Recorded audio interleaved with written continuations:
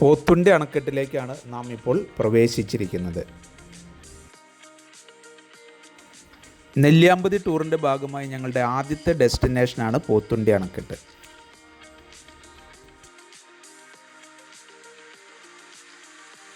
പാലക്കാട് ജില്ലയിലെ നെന്മാറ ഗ്രാമപഞ്ചായത്തിൽ ആണ് ഇത് സ്ഥിതി ചെയ്യുന്നത്.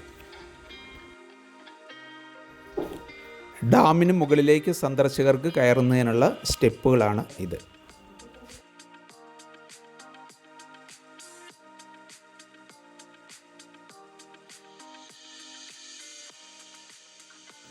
മീൻചാടി, ചാടി എന്നിങ്ങനെ രണ്ട് കൈവഴി പുഴകളെ ബന്ധിച്ചാണ് ഡാം നിർമ്മിച്ചിട്ടുള്ളത്.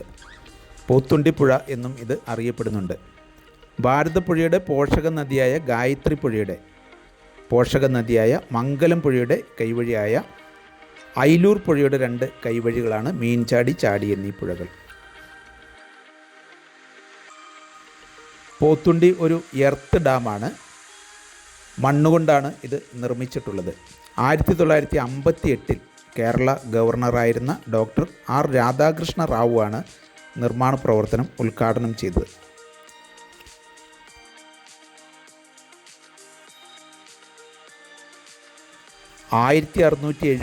മീറ്ററാണ് ഡാമിൻ്റെ നീളം.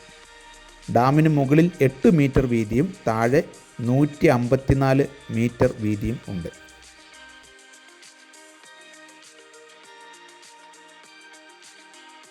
(32.61 മീറ്ററാണ് ഡാമിൻ്റെ ഉയരം. ഇതൊരു ഇറിഗേഷൻ പ്രൊജക്റ്റാണ്. നെന്മാറ, ചിറ്റൂർ, ആലത്തൂർ, വടക്കഞ്ചേരി ഭാഗങ്ങളെ ഒരു നെല്ലറയാക്കി മാറ്റുന്നതിൽ ഈ ഡാമിന് മുഖ്യ പങ്കുണ്ട്. 1971 ഈ ഡാം തുറന്ന് പ്രവർത്തനം ആരംഭിച്ചു.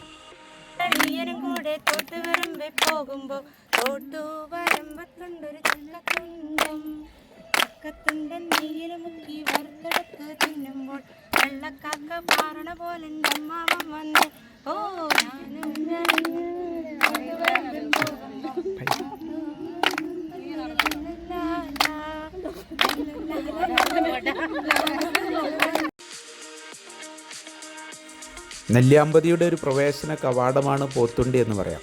ചുരംപാത ആരംഭിക്കുന്നത് പോത്തുണ്ടിയിൽ നിന്നാണ്. പാലക്കാടിനെ ഒരു നെല്ലറ ആക്കുന്നതിൽ ഈ പോത്തുണ്ടി ഡാമിന് മുഖ്യ പങ്കുണ്ട്. ഈ ഡാമിന് ആവശ്യമായ ജലസമൃദ്ധി നൽകുന്നത് നെല്ലിയാമ്പതി മലനിരകളും അതിലെ വനഭൂമിയുമാണ്. ഡാമിന് മുകളിൽ നിന്നുകൊണ്ട് മനോഹരമായ പ്രകൃതി ഭംഗി ആസ്വദിച്ചതിന് ശേഷം ഞങ്ങൾ താഴെ ഗാർഡനിലേക്ക് നടക്കുകയാണ്.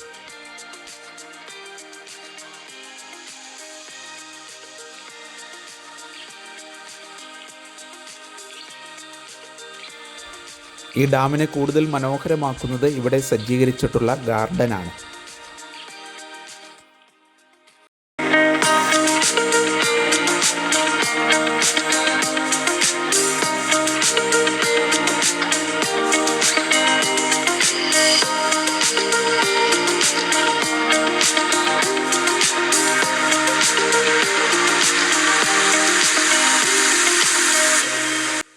ഗാർഡനിൽ അല്പസമയം വിശ്രമിച്ചതിന് ശേഷം ഞങ്ങൾ നേരെ ചുരം കയറി നെല്ലിയാമ്പതിയിലെത്തി.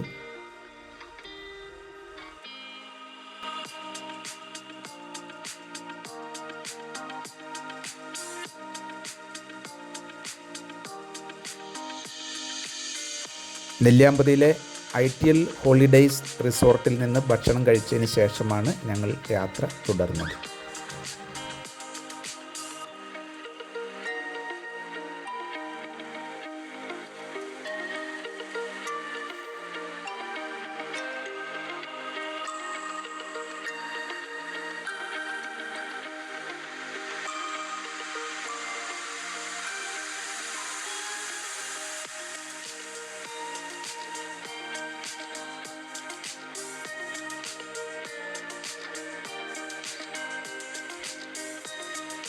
ഞങ്ങൾ നേരെ പോകുന്നത് സീതാർകുണ്ടിലേക്കാണ്. സീതാർകുണ്ടിലേക്ക് പോകുന്ന സമയത്തുള്ള മനോഹരമായ ദൃശ്യ ഭംഗിയാണ് ഇത്.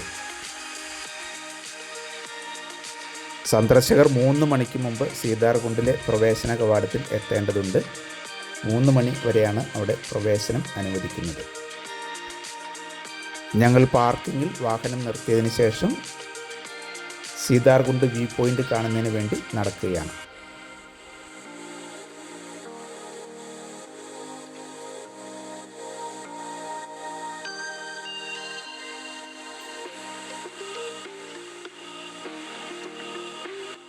ഇപ്പോൾ നട്ടുച്ച സമയമാണ്, പക്ഷേ നല്ല കോടമഞ്ഞാണ് ഇപ്പോൾ ഞങ്ങൾക്ക് കാണുവാൻ സാധിക്കുന്നത്. കോടമഞ്ഞിൽ കുളിച്ചു നിൽക്കുന്ന തേയിലത്തോട്ടം കാണുവാൻ നല്ല മനോഹാരിതയാണ്.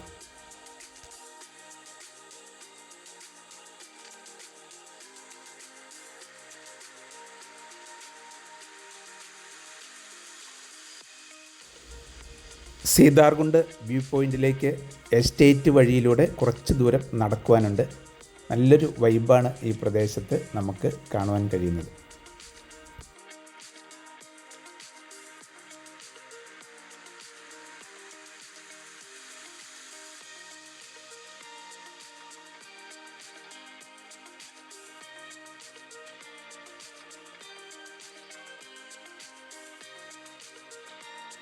നെല്ലിയാമ്പതിയിലെ പ്രസിദ്ധമായ ഒരു നെല്ലിമരമാണ് നാം ഈ കാണുന്നത്.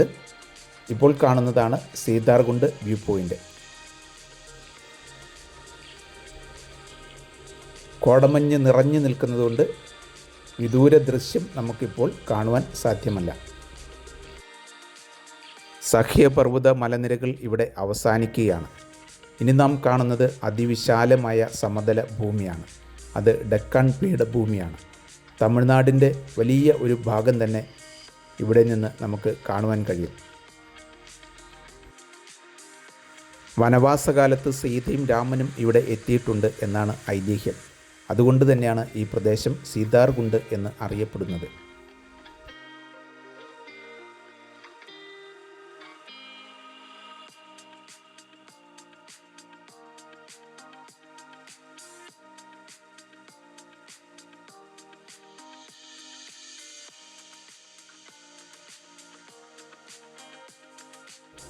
നിറഞ്ഞു നിൽക്കുന്ന കോടമഞ്ഞ് വളരെ പെട്ടെന്ന് തന്നെ മാഞ്ഞു പോകുന്ന പ്രതിഭാസവും ഇവിടെയുണ്ട്.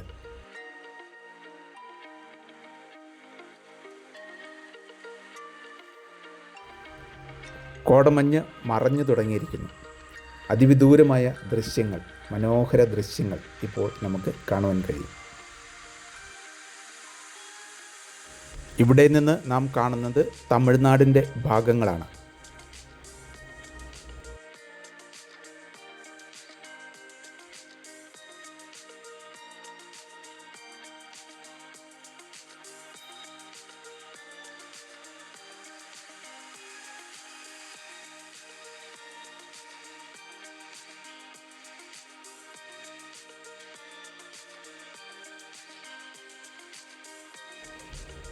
കുത്തനെയുള്ള ചെരുവായതിനാൽ വളരെയധികം അപകട സാധ്യതയുള്ള ഒരു പ്രദേശമാണിത്.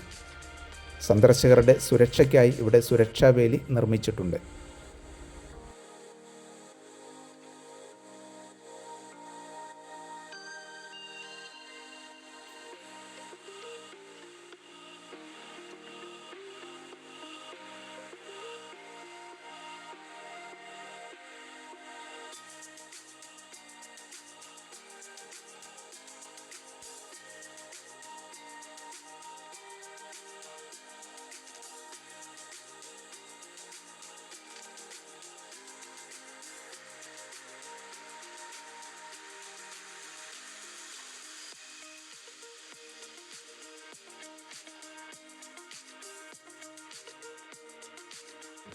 സീതാർകുണ്ട് വ്യൂ പോയിന്റിലാണ് ഇപ്പോൾ ഞങ്ങൾ എത്തിയിട്ടുള്ളത്.